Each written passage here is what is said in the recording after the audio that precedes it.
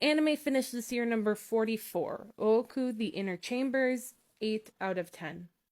So, since I realized that I find these historical court drama series interesting, I've been keeping my eye out for them when they do crop up.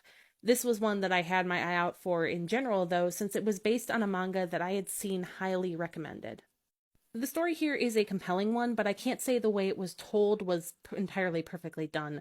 While we do start off with one episode that serves as a lengthy framing device, that's a frame that we never loop back around to at the end of the season again, which can make the way it ends feel a little incomplete.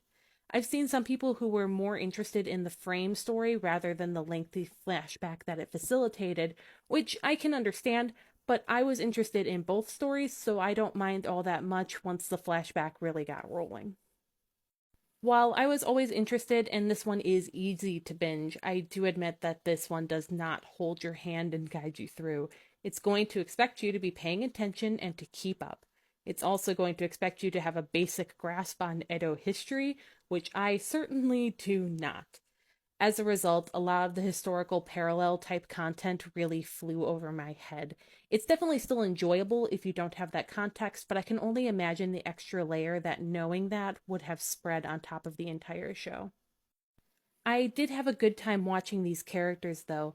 Many of them grew and evolved and matured, but it was also a case where you could really see where they had come from, as there were still parts of them that very much remained from their earlier selves. I also love that while I grew to care about these characters and many of them were likable, there were also moments that sharply reminded me that they're not exactly good people and that they're making choices that will hurt others. It didn't try to make the whole political side of things into sunshine and rainbows.